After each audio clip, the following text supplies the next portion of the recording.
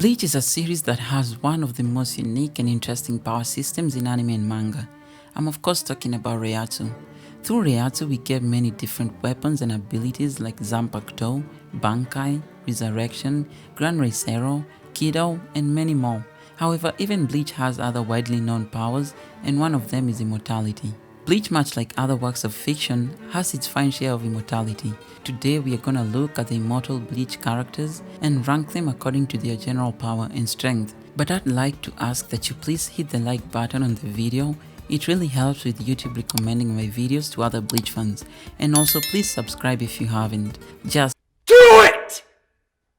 Just do it! Before we officially begin, I'd like to give a few honorable mentions to Oetsu Nimaya, Tenjiro Kirinji, Senjumaru Shutara, Kirio Hikifune, and Gerard Valkyrie. They are not on this list not because they aren't powerful enough, but because their immortalities are debatable.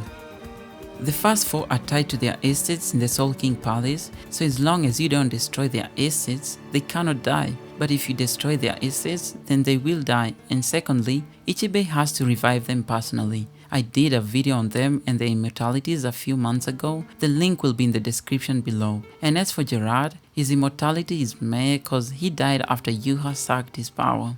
And now that we got the honorable mentions done, let's begin. At number 5, we have ROKA PARAMIA. ROKA PARAMIA is a female Arranca who worked as a nurse during Aizen's rule in Hueco ROKA PARAMIA was a holo that looked like a spider, and she was created by the mad scientist Zairaporo Grants and was subsequently part of his fraction. We only ever see ROKA PARAMIA once in the Bleach manga, and that was when she had finished reattaching Yami Largo's hand that Ichigo had sliced off. After fixing Yami, the Espada in thanks proceeds to smash her head to test out his arm. Side note, I don't understand why people don't hate Yami enough, but yeah, Yami smashing her head should be enough to kill her, but in the Spirits Are Forever With You light novels, we learn that ROKA PARAMIA has a very interesting ability that essentially makes her immortal. This ability is called backup, and it allows ROKA PARAMIA to use threads made of negation to store and transfer information. Negation is the light that Menos Grande used to save their own kind, as seen during Aizen's betrayal when they were extracted by Menos Grande to Hueco ROKA PARAMIA is able to make copies of her own souls and memories through her threads that are spread around Hueco. She can store her soul and memories in the stones, trees, and the walls of Aizen's Las Noches castle. All those act as her backup, so even when her body is destroyed, she can transfer the countless copies of her consciousness into something else or another body and continue living on. Her threads also allow her to reattach her limbs if they are ever torn off, and she also possesses high-speed regeneration. And even though ROKA PARAMIA is number 5 on this list, I have to insist that she's in no way a powerful character. I can name 200 or so Bleach characters that will beat her in a fight, but because of her ability, which I believe make her essentially immortal, she's number 5, and that's how it is. And coming in at number 4 on this immortal list, it's HUMANIFIED SAJIN KOMAMURA.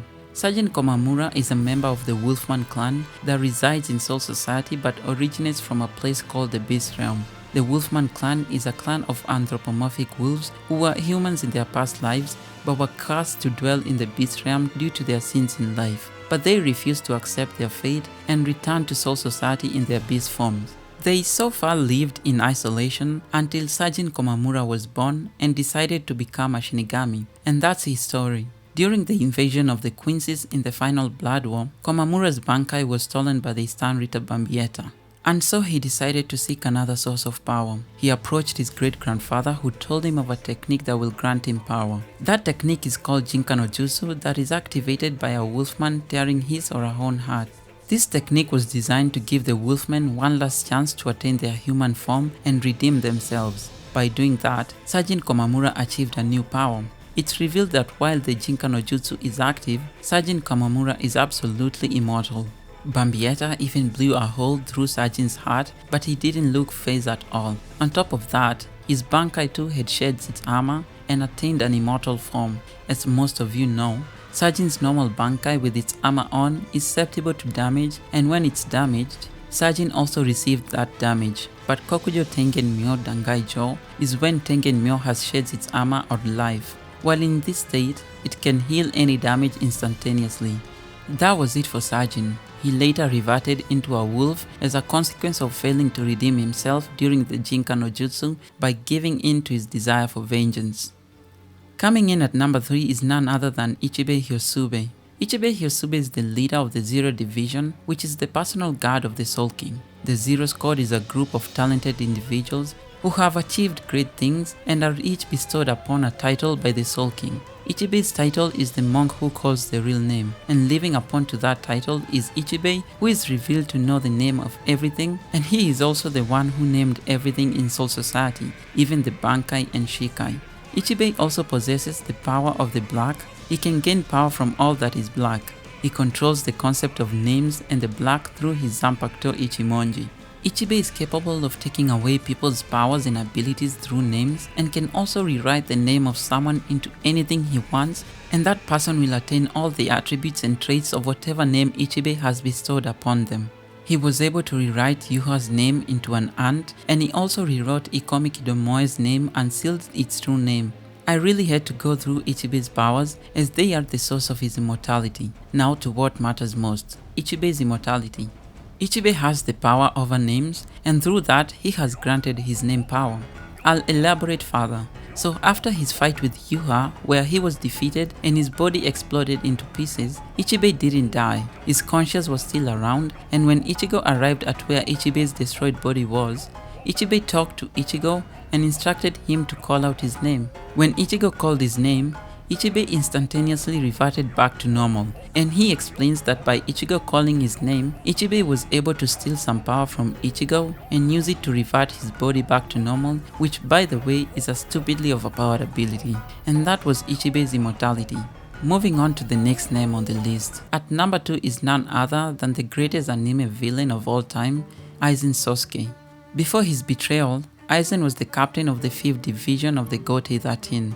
During his years in the Gotei 13, he created and perfected the Hogyoku, an entity that is capable of granting the wishes of those who possess it.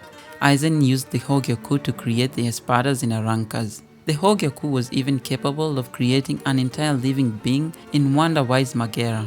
Later on, AIZEN plants the Hogyoku inside his body, and shortly after, they began to fuse together. This fusion later leads AIZEN to transcend humans, hollows, and even shinigamis. His body achieved high-speed regeneration, but during his battle with Ichigo Kurosaki, AIZEN was pushed to the limit by the former, and his Hogyoku granted him more power in the form of what we Bleach fans call Monster AIZEN. He transformed into a monster-like being, which was confirmed in the databooks to be the form of a god. But even then, AIZEN was still overwhelmed by Ichigo's Mugetsu, and he was pushed back a few evolutions. There, Urahara's seal was able to work on him. Later on during his judgment hearing, AIZEN was confirmed to have indeed attained pure immortality. Many have theorized that this was an after effect of fusing with the Hogyoku at an even higher level.